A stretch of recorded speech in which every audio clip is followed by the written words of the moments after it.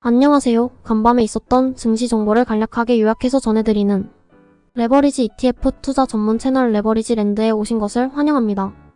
먼저 지난밤 시장을 움직인 소식들입니다.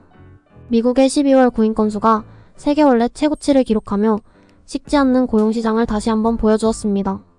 한편 IMF는 올 한해 세계의 경제 성장률을 3.1%로 상향 조정했는데요. 반면에 한국은 겨우 2.3% 성장할 것으로 내다보네요. 그리고 인공지능 최고 기업인 마이크로소프트와 알파벳이 장마감 후 나란히 실적을 발표했는데요. 전체적으로 실적도 좋았고 성장세도 괜찮았는데도 불구하고 주가는 줄줄이 하락 중입니다. 기대감이 너무 지나쳤던 탓일까요? 뉴스에 팔라는 주식 격언이 생각나네요. 미국의 대표 지수들은 FOMC 회의에 대한 경계감과 함께 일제히 조정을 받으며 하락 마감했습니다. 최근 가장 뜨거웠던 필라델피아 반도체가 열기를 식히며 빠르게 하락 전환 중인 것이 특징적입니다. 그리고 중소형 러셀 2000이 오늘 또 하락했는데요. 3월의 금리 인하 기대감이 40%까지 떨어짐과 동시에 특히나 몸집이 가벼운 소형 종목들의 하락세가 유독 도드라졌던 하루라 하겠습니다. 주요 증시 전망 소식으로 월가의 비둘기 끝판왕인 펀드스트렛의 톱니는 이번 주 빅테크 기업들의 실적이 랠리 여부를 좌우할 것이라고 내다봤는데요. 알파벳과 마이크로소프트의 실적이 나쁘지 않았는데도 불구하고 시간의 거래에서 주가가 빠지고 있는 걸 보면 그동안 가파르게 올라온 만큼 소폭의 단기 조정은 불가피해 보입니다. 한편 알리안츠의 모하메드 에레리언은 올 한해 연준이 시장의 기대만큼 공격적으로 금리를 인하할 것 같지는 않다고 전망합니다. 마지막으로 데이터 트랙의 창업자인 니콜라스 콜라스 역시 시장의 금리 인하 기대감이 지나치다며 올 한해 기껏해야 0.25pp를 서너 번 내리는 정도일 것으로 내다보네요. 다음으로 선배수 레버리지 ETF 동향을 알아보겠습니다. 20년물 장기채권 ETF를 선배수로 추종하는 TMF를 제외하고 전 종목 하락인데요. 3월에 금리 인하 가능성이 낮아졌는데도 불구하고 장기국채가 상승하는 게 아이러니하네요. 오늘은 가벼운 중소형 종목들이 일제히 조정을 받았던 만큼 중소형 바이오 라부가 6.78%로 가장 크게 하락 마감하고 맙니다. 홍콩항생 YINN 역시 잠깐 살아나는가 싶더니 헝다그룹의 청산 이슈가 다시 한번 불거지며 다시 한번 바닥으로 기어 내려가는 분위기입니다. 이배수 레버리지 ETF도 비트코인 ETF를 제외하고 전 종목 하락 마감했네요. 보시는 바와 같이 클린에너지, 전기차 그리고 중국 테크주와 관련한 ETF들의 하락세가 유독 거셌던 하루입니다. 한편 비트코인 선물 ETF를 이배수로 추종하는 BITX는 어수선한 장분위기 속에서도 나홀로 1.71% 상승하며 굳건한 모습을 보여주네요. 비트코인의 이배수 현물 ETF도 3월에 출시 예정이라고 하니 승인이 되는 대로 빠르게 소식을 전해드리겠습니다. 3배수를 역으로 추종하는 곧버스 ETF가 간만에 숨통이 좀 트인 모습입니다. 빅테크의 실적도 나쁘지 않았고 경기지표도 침체와도 거리가 먼 분위기입니다만 내일 밤에 연준 의장 파월의 험한 말을 할까봐 미리 겁먹은 시장이 꼬랑지를 내렸는데요. 이 정도로 성해찰리 없는 곧버스는 내친 김에 오늘 밤 파월의 매파 발언으로 시장을 한 번 더 털어내주길 기대하는 눈치입니다. 다음은 혁신 기술주 개별 종목들의 주가 동향입니다.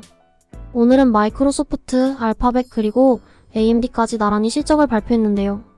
모두 서프라이즈 실적을 발표했지만 주가는 그와 반대로 장마감 후 일제히 하락 중입니다. 특히나 AMD는 시장 예상치에 못 미치는 가이던스를 발표한 것 동시에 5% 넘게 주가가 하락 중이네요.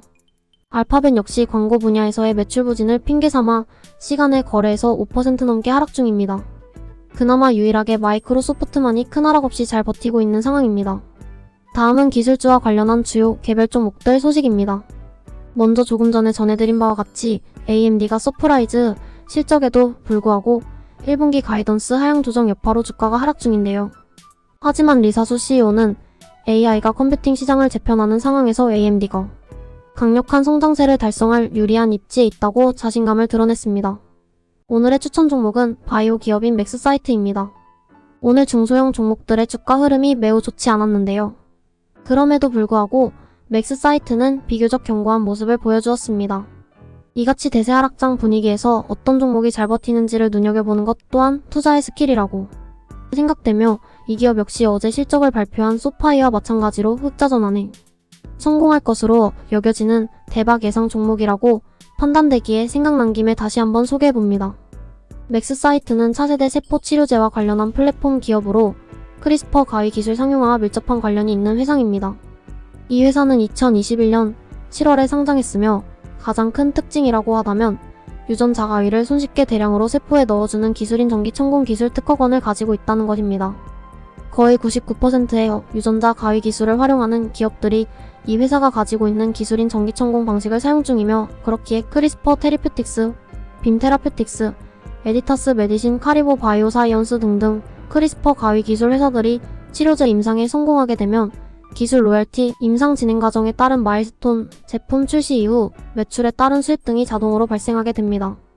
혁신적인 유전자 가위 기술의 상용화가 코앞으로 다가온 지금 핵심 기술인 전기천공 특허권을 가지고 있는 플랫폼 기업 맥스사이트를 오늘의 템버거 후보 종목으로 별 5개 강력 추천해봅니다. 다음으로 최근 레버리지 랜드에서 실시한 설문조사 결과를 살펴보겠습니다. 레버리지 ETF 투자 비중과 관련한 질문이었는데요. 놀랍게도 무려 57% 이상의 투자자분들이 레버리지 ETF 비중을 100%로 유지하고 있는 것으로 확인되었습니다. 그 끈기와 믿음의 깊은 존경과 응원의 마음을 전합니다. 다음 설문 내용은 자막과 관련한 질문인데요. 대부분의 유저분들이 자막이 있는 것이 보기 편하다고 답변해 주셨네요. 소중한 의견 감사드리며 영상 제작에 참고하겠습니다. 마지막 설문 내용은 누나인 제가 나은지 동생이 나은지를 묻는 다소 유치한 설문조사였는데요. 결과는 굉장히 당황스럽게도 동생이 더 낫다는 의견이 압도적으로 많았습니다. 사실 동생은 이미 감기가 다 나아서 언제든 출격이 가능한 상황입니다만 누나인 제가 강제로 감금시켜놓고 있습니다. 기왕 쉬는 거 설명 줄 때까지 푹 쉬라고 했거든요. 오늘도 나오겠다고 울고불고 난리인 거 달래느라고 혼이 났습니다. 개인적으로 설문조사 결과를 받아들이기 힘들지만 이 부분은 좀 더 고민해보고 결정하겠습니다. 설문에 참여해주신 모든 분들께 다시 한번 감사드리며 앞으로도 궁금한 내용이 있으면 수시로 설문 이벤트를 실시할 예정이니 많은 관심과 참여를 부탁드리겠습니다. 한 젊은이가 투자의 신에게 물었습니다. 앞으로 주식시장이 어떻게 될까요? 투자의 신이 대답했습니다. 상승과 하락을 반복할 걸세 젊은이. 모두 아시다시피 시장은 절대로 중립적으로 움직이지 않습니다. 과매도와 과매수를 거듭하는 진자운동을 하며 시시각각 변화의 변화를 거듭하는 게 시장이잖아요. 그렇기에 투자의 기본은 인내이고 하나 더 덧붙이자면 믿음이라고 생각해요. 조정이 올까봐 혹은 폭락할까봐 너무 걱정하지 않으셨으면 좋겠어요. 뱃사람이 배멀미를 두려워해서야 어떻게 진정한 뱃사공이 될 수 있을까요? 변동성을 즐기며 성공 투자하시길 바라며 오늘의 영상을 마무리하겠습니다. 감사합니다. 행복한 하루 되세요.